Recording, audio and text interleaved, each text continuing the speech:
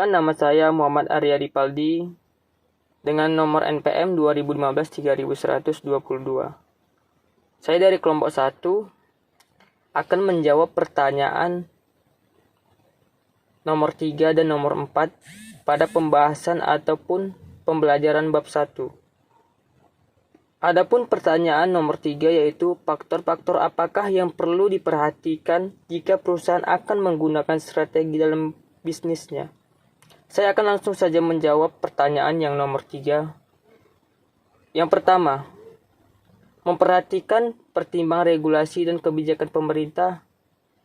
Yang kedua, memperhatikan kondisi persaingan dan daya tarik secara keseluruhan. Yang ketiga, memperhatikan peluang pasar dan ancaman eksternal perusahaan. Yang keempat, memperhatikan kekuatan sumber daya perusahaan, kompetensi, dan kemampuan kompetitif. Yang kelima, ambisi pribadi, filsafat perusahaan dan kepercayaan etis manajer. Yang keenam, pengaruh, select, values, dan company culture dalam strategi. Dan yang ketujuh, memperhatikan atau menguji strategi bisnis terbaik. Adapun pertanyaan yang nomor 4, yaitu jelaskan arti pentingnya pembuatan visi dan misi bagi perusahaan. Berilah contoh visi dan misi suatu perusahaan yang bergerak di bidang perhotelan dan telekomunikasi. Saya langsung saja menjawab pertanyaan nomor 4, yaitu visi dan misi dapat memudahkan tenaga kerja untuk memahami dengan jelas apa yang menjadi tujuan dari pekerjaannya. Oleh karena itu, visi dan misi dari sebuah perusahaan sangat berpengaruh untuk meningkatkan motivasi dan semangat karyawan dalam bekerja dan mewujudkan tujuan atau visi. Adapun visi dan misi perhotelan, yang pertama, bagian visinya. Pertama, menjadi perusahaan perhotelan yang profesional dan selalu berusaha meningkatkan kualitas pelayanan dengan mempertahankan kearifan lokal serta melakukan diversifikasi. Adapun visi dari perhotelan yaitu menjadi perusahaan perhotelan yang profesional dan selalu berusaha meningkatkan kualitas pelayanan dengan mempertahankan kearifan lokal serta melakukan diversifikasi risiko bisnis dengan berinvestasi pada perusahaan-perusahaan yang dapat memberikan nilai tambah bagi para stakeholder. Adapun misi dari perhotelan yaitu yang pertama, selalu berinovasi untuk menciptakan produk hotel yang memiliki karakter unik serta menyediakan pelayanan yang bertaraf internasional. Yang kedua, mengembangkan bisnis perseroan ke arah yang lebih baik dengan berinvestasi terhadap perusahaan yang dapat meningkatkan bisnis perseroan secara finansial dan operasional.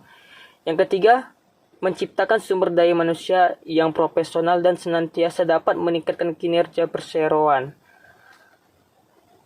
Adapun visi dan misi telekomunikasi, adapun visinya yaitu menjadi digital telekom pilihan utama untuk memajukan masyarakat, serta misinya mempercepat pembangunan infrastruktur dan platform digital cerdas yang berkelanjutan, ekonomis, dan dapat diakses oleh seluruh masyarakat Indonesia. Terima kasih. Perkenalkan, nama saya Agung Ferdian Atmaja Ginting, NPM 20153-153. Saya akan menjawab latihan bab 1. Jelaskan arti pentingnya manajemen strategi dalam pengelolaan perusahaan. Jawab, beberapa alasan utama tentang pentingnya peranan strategi manajemen bagi perusahaan atau organisasi yaitu: yang pertama, memberi arah jangka panjang yang akan dituju. Yang kedua, membantu perusahaan atau organisasi beradaptasi pada perubahan-perubahan yang terjadi. Yang ketiga, membuat suatu perusahaan atau organisasi menjadi lebih aktif. Yang keempat, mengidentifikasi keunggulan kooperatif suatu perusahaan atau organisasi dalam lingkungan yang semakin beresiko. Yang kelima, aktivitas yang tumpang tindih akan dikurangi. Yang keenam, keengganan untuk berubah dari karyawan lama dapat dikurangi. Yang ketujuh, keterlibatan karyawan dalam perubahan strategi akan lebih memotivasi mereka pada tahap pelaksanaannya. Yang ke-8, kegiatan pembuatan strategi akan mempertinggi kemampuan perusahaan atau organisasi tersebut untuk mencegah munculnya masalah di masa mendatang. Kenalkan, nama saya Darmansyah Lubis, NPM 201531054. Saya akan menjawab latihan soal bab 1 yang nomor 2. Mengapa banyak perusahaan sepertinya belum bisa menggunakan manajemen strategi dalam keputusan bisnisnya? Beberapa perusahaan tidak menerapkan manajemen strategi dalam bisnisnya adalah karena tidak ada pemahaman atau penghargaan untuk manfaat perencanaan, tidak ada imbalan uang untuk melakukan perencanaan, dan tidak ada pelatihan formal. Berikut beberapa alasan untuk tiada atau buruknya perencanaan strategis adalah: yang pertama, menyia-nyiakan waktu, karena tidak ada produk yang dapat dipasarkan produksi.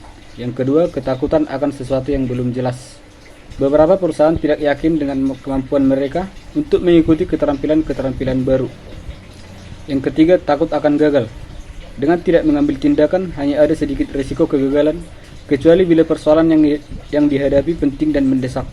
Yang keempat, ada perbedaan pendapat. Orang mungkin saja merasa bahwa suatu rencana salah. Mereka mungkin melihat situasi dan kondisi yang berbeda. Dan yang kelima, kepercayaan diri yang berlebih. Beberapa perusahaan mungkin merasa lebih bergantung pada rencana yang tidak terlalu formal.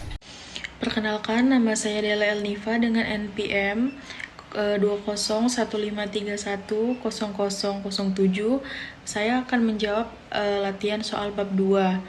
Jelaskan arti pentingnya pengamatan lingkungan atau environmental scanning bagi perusahaan. Jawabannya yaitu: 1. Memahami perubahan kekuatan lingkungan sehingga mereka mampu menempatkan diri dalam persaingan masa mendatang.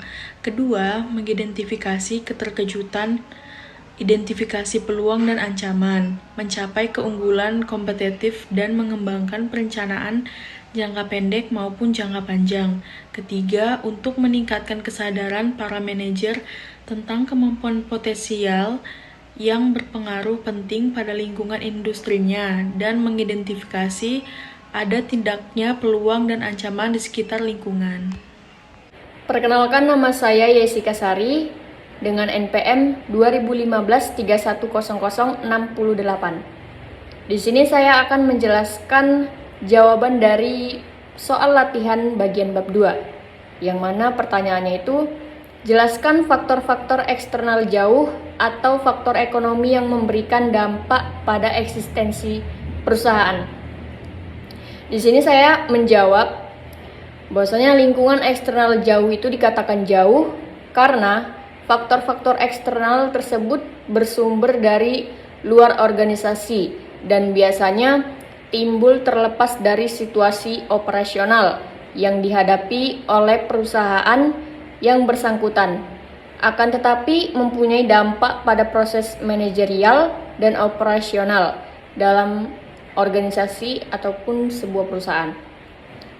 Dan di sini adapun faktor-faktor tersebut antara lain: yang pertama ada faktor pertimbangan ekonomi, di mana pertimbangan ekonomi yang perlu dianalisa dalam berbagai faktor di bidang ekonomi dalam lingkungan suatu perusahaan bergerak atau beroperasi. Kemudian ada faktor-faktor politik, di mana faktor-faktor politik yang berpengaruh pada pengelolaan suatu bisnis, antara lain adalah para pengambil keputusan strategik. Lalu ada faktor-faktor sosial, di mana kondisi sosial yang selalu berubah-ubah menjadi suatu hal yang penting, harus direspons demikian rupa oleh para pengambil keputusan guna memanfaatkan peluang. Dan yang terakhir ada faktor teknologi, di mana pengambilan keputusan strategik mutlak perlu memahami perkembangan teknologi. Kemajuan ilmu pengetahuan dan teknologi tentunya memberikan sumbangan besar bagi kemajuan serta hasil produk suatu perusahaan.